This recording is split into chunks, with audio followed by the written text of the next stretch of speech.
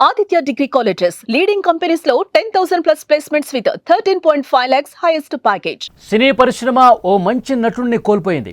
తెలంగాణ యాస భాషలో మాట్లాడుతూ అందరినీ భయపెడుతూ నవ్విస్తూ ఫిష్ వెంకట్ శుక్రవారం రాత్రి కన్నుమూశారు.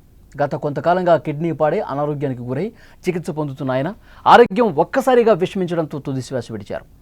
2-3 సినిమాలు చేస్తే పెద్ద పెద్ద కార్లు, మంచి ఇళ్ళు, సరిపడే డబ్బు సంపాదించే రోజులు ఇవి. ఆయన 100ల కొద్దీ సినిమాలు చేశారు. దిగ్గజ నటులు, పేరొందిన డైరెక్టర్లతో పనిచేశారు. ఎన్ని సినిమాలు చేసినా ఏం సంపాదించుకోలేకపోయారు. సంపాదించింది దాచుకోలేకపోయారు. ఆసుపత్రుల్లో ఆదుకునే దాతల సాయం కోసం ఫిష్ వెంకట్ కుటుంబం ఎదురు చూసింది. మనసున్న మహారాజులు ఎంతోమంది ఫిష్ వెంకట్కు సాయం చేశారు. పలువురు సినీ, రాజకీయ ప్రముఖులు ఆర్థిక సాయం అందించి ఫిష్ వెంకట్ బతికించే ప్రయత్నం చేశారు. కానీ టాలీవుడ్ నుంచి మాత్రం ఆశించిన స్థాయిలో సాయం అందలేదనే అసంతృప్తిని సినీ అభిమానులు వ్యక్తపరుస్తున్నారు. ఫిష్ వెంకట్కు 2 కిడ్నీలు కూడా పాడయ్యాయి. కిడ్నీ మార్పిడి కోసం సుమారు 50 లక్షల రూపాయలు అవసరమవుతాయి. ఆ డబ్బు ఇస్తున్నామని ఫేక్ కాల్స్ వచ్చి ఉసూరుమనిపించాయే తప్ప ఎవరూ కూడా ముందుకు రాలేదన్నటువంటి అభిప్రాయం వ్యక్తమవుతోంది. ఫిష్ వెంకట్ విషయంలో మీడియా మాత్రం ముందుకొచ్చి అండగా నిలబడింది. ఆయన పరిస్థితిని నలుగురికి తెలిసేలా చేసి ఆయన్ను కాపాడే ప్రయత్నాలు చేసినా చివరికి ఫలితం లేకపోవడం మాత్రం అత్యంత బాధాకరం. ఫిష్ వెంకట్ చనిపోవడంతో ఆయన కుటుంబం తీవ్ర దుఃఖంలో కూరుకుపోయింది. భార్య, పిల్లలు కన్నీరు మున్నీరుగా వెలిపిస్తున్నారు. ఆయన్ను ప్రాణాలతో రక్షించుకోవడానికి వారు చేయని ప్రయత్నాలంటూ లేవు. కాపాడాలని కన్నీళ్లతో చేతులెత్తి వేడుకున్నారు. బతికించాలంటూ దేవుణ్ణి ప్రార్థించారు. కానీ వారికి కన్నీళ్లే మిగిలాయి. ఎవరో ఒకరు వస్తారు, సాయం చేస్తారు, ఫిష్ వెంకట్ బతుకుతాడు, మళ్ళీ సినిమాల్లో అడుగు పెడతాడు అని అందరూ భావించారు. కానీ ఆయన మరణం మాత్రం తీవ్ర దిగ్భ్రాంతికి గురి చేసింది. చందానగర్లో ప్రైవేట్ ఆసుపత్రిలో గత కొంతకాలంగా ఆయన చికిత్స తీసుకుంటూ ఉన్నారు. 2 కిడ్నీలు ఫెయిల్ కావడంతో, మరోవైపు డయాబెటీస్ తీవ్రంగా ఉండటంతో ముందుగా ఫిష్ వెంకట్ కాలు ఇన్ఫెక్షన్ గురైంది. అప్పుడే సుమన్ టీవీ వారి ఇంటికి వెళ్ళి మరి సుమన్ టీవీ ప్రపంచానికి ఫిష్ వెంకట్ ఆరోగ్య పరిస్థితి ఏంటి, ఫిష్ వెంకట్ ఆర్థిక పరిస్థితి ఏంటి, ఇవన్నీ కూడా చూపించే ప్రయత్నం చేసింది. కానీ కొంతమంది సాయం చేశారు. సుమన్ టీవీ కూడా అప్పటికప్పుడు వారి కుటుంబానికి తక్షణ సాయం చేసింది. ఇంకా ఎవరైనా ఇండస్ట్రీ వాళ్ళు కావచ్చు, ఫిష్ వెంకట్ మీద అభిమానం ఉన్న ప్రతి ఒక్కరూ కూడా సాయం చేయాలని చెప్పి సుమన్ టీవీ చాలామందికి చెప్పింది, చూపించింది ఆయన పరిస్థితిని. కానీ చాలామంది సాయం చేసే ఉద్దేశంతో ఫేక్ కాల్స్ చేశారు. ఫేక్ కాల్స్ చేపించినటువంటి పరిస్థితి కూడా కుటుంబం అసలే బాధలో ఉంది.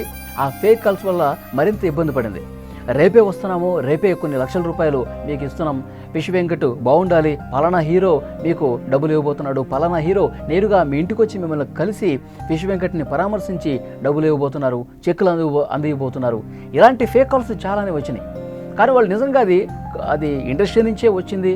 చాలామంది హీరోలతో కలిసి పనిచేశారు కదా ఫిష్ వెంకట్. ఆ హీరోలే వాళ్ళతో ఉన్నటువంటి అనుబంధం మేరకు నేరుగా వచ్చి పరామర్శించి డబ్బులు ఇస్తారేమో అని చెప్పి వాళ్ళు కూడా ఎదురు చూశారు. కళ్ళు కాయలు కాసేలు ఎదురు చూశారు. కానీ ఎవరు రాలేదు. తర్వాత తెలిసింది ఇవన్నీ ఫేక్ కాల్స్ చేసి చాలామంది నమ్మించి ఈ విధంగా బురుడి కుట్టించారని చెప్పి తర్వాత అర్థమైంది. కానీ ఆ కుటుంబం అసలే బాధలో ఉంది. ఎవరో ఒకళ్ళు దాతలు ముందుకు వస్తారు, సాయం చేస్తారు. 2 కిడ్నీలు పాడైపోయినాయి. ఆ 2 కిడ్నీలను కూడా మళ్ళీ బాగయ్యే విధంగా ప్రయత్నం జరుగుతుంది. మళ్ళీ ఫిష్ వెంకట్ పూర్తి ఆరోగ్యంతో డిశ్చార్జ్ అయ్యి ఇంటికి వెళ్తారని చెప్పి అందరూ ఊహించారు. కానీ ఈలోపే జరగాల్సిన నష్టం అనేది జరిగిపోయింది. ఫిష్ వెంకట్ తన ఆరోగ్యం పూర్తిగా క్షీణించడంతో ఆసుపత్రిలో చికిత్స పొందుతూ చనిపోయినటువంటి పరిస్థితి ఉంది. ఫిష్ వెంకట్ చాలా సందర్భాల్లో చెప్పేవారు, నేను సినిమా ఇండస్ట్రీలో నిలదొక్కుకోవడానికి చాలామంది డైరెక్టర్స్ నాకెంతో సాయం చేశారు. అలాగే సీనియర్ నటులు శ్రీహరి గారితో ఉన్నటువంటి అనుబంధాన్ని కూడా ఆయన గుర్తు చేసుకున్నారు. ఈ సందర్భంగా ప్రత్యేకంగా మాట్లాడుకోవాలి. ఎందుకంటే ఏ కష్టం వచ్చినా, ఏ నష్టం వచ్చినా తను వెన్నుంటి ప్రోత్సహించింది మాత్రం యాక్టర్ శ్రీహరి గారని చాలా ఇంటర్వ్యూలో ఫిష్ వెంకట్ గారు చెప్పారు. ఏదైనా బాధ ఉన్నా, ఏదైనా సమస్య ఉన్నా, ఇంట్లో ఏదైనా ఇబ్బంది ఉన్నా నేరుగా నేను శ్రీహరి గారి ఇంటికి వెళ్ళి అన్నా అని చెప్పి నేను ఏదైనా మాట్లాడినా, అన్నా అని చెప్పి నేను సాయం అడిగినా, నాకు ఇలాంటి సమస్య ఉందని చెప్పిన వెంటనే ఆ సమస్య పరిష్కారం అవటం కోసం చాలా ప్రయత్నం చేసేవారు శ్రీహరి గారు. శ్రీహరి అన్న ఆయన లేనప్పుడు కూడా, ఆయన లోకాన్ని విడిచి వెళ్ళిపోయినప్పుడు కూడా చాలా బాధపడ్డారు ఫిష్ వెంకట్. ఆయన ఎన్నో ఇంటర్వ్యూలో కూడా ఈ విషయం చెప్పినటువంటి పరిస్థితి ఉంది. ఫిష్ వెంకట్ జీవితంలో చాలామందితో చాలా అన్యోన్యంగా గడిపేవారు. ఎన్నో మధుర జ్ఞాపకాలని పెద్ద పెద్ద ఆర్టిస్టులతో ఫిష్ వెంకట్కు ఉంది. ఫిష్ వెంకట్ ఆరోగ్య పరిస్థితి బాగాలేదు అన్నప్పుడు మాత్రం సినిమా ఇండస్ట్రీ నుంచి ఎవరూ కూడా పెద్దగా రియాక్ట్ అయినటువంటి పరిస్థితి లేదు. సినిమా ఇండస్ట్రీ నుంచి ఎవరూ కూడా, అంటే ఇంతకుముందు నేను చెప్పినట్టు సినిమా ఇండస్ట్రీలో ఉన్నవాళ్ళు ఎంత అనుబంధం ఉందని చెప్పి పైకి కనిపించినప్పుడు కూడా ఆయన ఆసుపత్రిలో చికిత్స పొందుతున్న సమయంలో ఆయన వెంటిలేటర్ మీద ఉన్నప్పుడు ఇదంతా కూడా సుమన్ టీవీ లాంటి మీడియా సంస్థలు ప్రపంచానికి చూపించినా, ఇండస్ట్రీకి చూపించినా సరైన విధంగా స్పందించలేదు, సరైన విధంగా సాయం చేయలేకపోయారు. కొంతలో కొంతైనా మానవత్వాన్ని ప్రదర్శించి ఉంటే, కొంతలో కొంతైనా సాయం చేసి ఉంటే, 10 మంది స్పందించి ఏమైనా ఫండ్ రైజింగ్ చేసి డబ్బులు ఇప్పించగలిగి ఉంటే ఫిష్ వెంకట్ పరిస్థితి బాగుండేది అని చెప్పి చాలామంది ప్రస్తుతం మాట్లాడుకుంటున్నటువంటి పరిస్థితి ఉంది. ఆయన ఇండస్ట్రీకి రాకముందు చేపల వ్యాపారం చేసేవాళ్ళండి. ఒక సాదాసీదా చేపల వ్యాపారిగా ఫిష్ వెంకట్ ఉండేవారు. ఆ ఫిష్ అనే పేరు కూడా అట్లాగే వచ్చింది. ఫిష్ వెంకటేష్. ఈయన హైదరాబాద్లోనే పుట్టి పెరిగారు కాబట్టి ఆయన ఆ హైదరాబాద్ లాంగ్వేజ్, ఆ యాస భాష కూడా ఆయన పోషించిన పాత్రలు బట్టి మనకు అర్థమవుతుంది. విలన్ పక్కనే ఉండి తెలంగాణ యాసతో ఏ విధంగా మాట్లాడేవాళ్ళు, ఏ విధంగా డైలాగ్స్ చెప్పేవాళ్ళు, ఏ విధంగా నవ్వించేవాళ్ళు మనందరికీ తెలుసు. సో ఇండస్ట్రీలో ఉన్న చాలా పెద్ద డైరెక్టర్లు కూడా ఫిష్ వెంకట్ కోసమే కొన్ని సీన్స్ క్రియేట్ చేసి ఫిష్ వెంకట్ కోసమే కొన్ని ఆ క్యారెక్టర్ని డిజైన్ చేసినటువంటి సందర్భాలు కూడా ఉన్నాయి. చాలామంది డైరెక్టర్స్ చెప్పిన పరిస్థితి ఉంది. అయితే ఫిష్ వెంకట్ ఆరోగ్యం గత కొన్నాళ్ళుగా అస్సలు బాగాలేదు. ఆయన డయాబెటీస్తో బాధపడుతున్నారు. కాలుకి ఇన్ఫెక్షన్ అయింది. ఇన్ఫెక్షన్ అయినటువంటి సందర్భంలో కూడా ఈ విషయం చాలామందికి తెలియదు.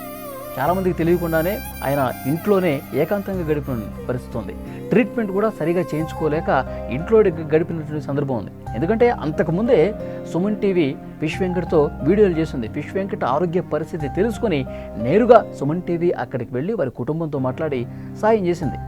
ఆ తర్వాత ఇండస్ట్రీకి తెలిసిన ఫిష్ వెంకట్ ఆరోగ్య పరిస్థితి, ఆయనకి సినిమాలు లేవు, క్యారెక్టర్స్ లేవు, ఆయన ఎలాంటి సినిమాలు కూడా చేయట్లా, ఎందుకంటే ఆరోగ్యం బాగాలేదు. మరి ఆరోగ్యం బాగాలేదు, ఒకవైపు డబ్బులు లేవు, ఆయన చికిత్స తీసుకోవడానికి కూడా ఇబ్బందికర పరిస్థితులు ఉన్నాయి. అయినా కానీ ఎవరు కూడా పెద్దగా రియాక్ట్ అవ్వలేదు. అందరూ కూడా గాలికి వదిలేశారని చెప్పాలి.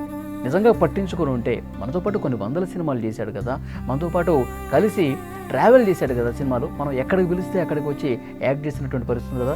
సో మన ఇండస్ట్రీ పర్సన్ని, మన కమెడియన్ని మనం ఎందుకు పోగొట్టుకోవాలని చెప్పి ఇండస్ట్రీలో కొంతమందైనా ఆలోచించి సాయం చేసి ఉంటే పరిస్థితి బాగుండేది, ఆరోగ్యం కుదుటపడి ఉండేది, కొంత సాయం చేసి ఉంటే అని కూడా ముఖ్యంగా అభిమానులు మాట్లాడుతున్నారు. ఫిష్ వెంకట్ కామెడీని విపరీతంగా అభిమానించే అభిమానులు ముఖ్యంగా హైదరాబాద్లో చాలా ప్రాంతాల్లో ఆయన ఫ్యాన్స్ ఉన్నారండి. ముఖ్యంగా రామ్నగర్ ప్రాంతంలో ఫిష్ వెంకట్ కోసం ఆయన సండే ఇంట్లో ఉంటారేమో, ఆయనతో ఒక 10 నిమిషాలు మాట్లాడొద్దామని చెప్పి చాలామంది కూడా ఆయన ఇంటికి వెళ్ళి పలకరిస్తూ ఉంటారు. ఆయన ఆరోగ్యం బాగాలేనప్పుడు కొంతలో కొంత ఫండ్ రైజింగ్ చేసింది ఆయన అభిమానులే, అంతే తప్ప ఇండస్ట్రీ నుంచి పెద్దగా రియాక్షన్ రాలేదు. కొంతమంది పొలిటీషియన్స్ దాతృత్వం ప్రదర్శించారు, నేరుగా వచ్చి కుటుంబాన్ని పరామర్శించి కొంత డబ్బులు కూడా ఇచ్చిల్లారు. కానీ 2 కిడ్నీలు మళ్ళీ మార్పిడి చేసి ఆయన సాధారణ స్థితికి వచ్చేంతటువంటి సాయం కూడా ఇటు ఇండస్ట్రీ నుంచి కావచ్చు, దాతలు ఎవరూ కూడా సరైన సమయంలో సకాలంలో స్పందించకపోవడం వల్ల ప్రస్తుతం ఈ విధంగా జరిగింది. మనల్ని విడిచి ఫిష్ వెంకట్ వెళ్ళిపోయిన పరిస్థితి. సినీ పరిశ్రమ ఒక మంచి నటుడిని కోల్పోయిందని చెప్పాలి. తెలంగాణ యాస భాషలో భయపెడుతూ నవ్విస్తూ ఫిష్ వెంకట్ ఆఖరికి గత రాత్రి ఆయన చనిపోయారు. గత కొంతకాలంగా కిడ్నీ పాడై అనారోగ్యానికి గురై చికిత్స పొందుతూ ఒక్కసారిగా విషమించడంతో ఆయన తుది శ్వాస విడిచిన పరిస్థితి.